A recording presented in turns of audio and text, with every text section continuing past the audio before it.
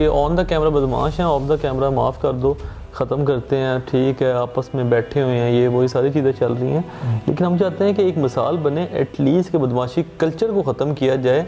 और बदमाशी कल्चर को तब ख़त्म होगा जब कोई एक मेन जो वो कहते नहीं है, कोई मेन बदमाश जो बना होता है उसको जब सज़ा मिलती है ना तो बच्चे बड़ी चीज़ें सीखते हैं। बिल्कुल ठीक है, जब उसे कानून अपने गिरफ्त में लेगा और उसे ट्रोल करेगा और लोगों को बताएगा ये चीज़ गलत है, तो फिर बच्चे सीखेंगे, वो चीज़ हो उसके बाद शॉर्टकट हो ही जाएगा। कल एक वीडियो में देख रहा था जिसमें मान डोगर को कहना नहीं चाहिए, लेकिन वो कह रहा है कि ये भी अपनी फैमिली लेकर आए हैं व्लॉगिंग में, लेकिन इनकी फैमिली किसी ने देखी नहीं तो वापस कर दी इन्होंने और हमारी फैमिली को लोग देख रहे हैं। बड़े फ़ख्र से ये बात कर रहा था, जो कि करनी नहीं चाहिए।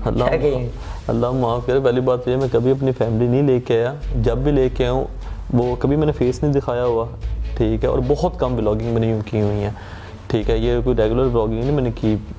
और एक बात, और दूसरी बात ये, अल्हम्दुलिल्लाह मेरी फैमिली किसी ने नहीं देखी, तो थोड़ियाँ देखते रहना। रजब भट्ट खुद मेरे पास आकर माफ़ी मांग रहा था, जिस पर मैंने उससे कहा था कि जब तुमने लड़ाई सोशल मीडिया पर करी है तो फिर माफ़ी अकेले क्यों मांग रहे हो, तुमने बेइज्जती सबके सामने की है हमारी, अब जब मैंने तुम पे एफआईआर कटवाई है तो तुम पीठ पीछे आके माफ़ी मांग रहे हो ताकि सबको तुम ये बताओ। उमर भट्ट और अली भट्ट तुमसे डर गए हैं, जबकि ऐसा कुछ भी नहीं है। जब तुमने सबके सामने आकर बदतमीज़ी की है और जिस तरह से लड़ाई करी और गन लेकर आ गए, अपने दोस्तों को भी लेकर आ गए, इतने हद तक तुम आगे बढ़ गए थे कि तुम मेरे भाई को मारने के लिए भी तैयार हो गए थे, तो अब मैं तुम्हें पीठ पीछे कैसे माफ़ी दे सकता हूँ? अब तुम्हें माफ़ी नहीं मिलेगी।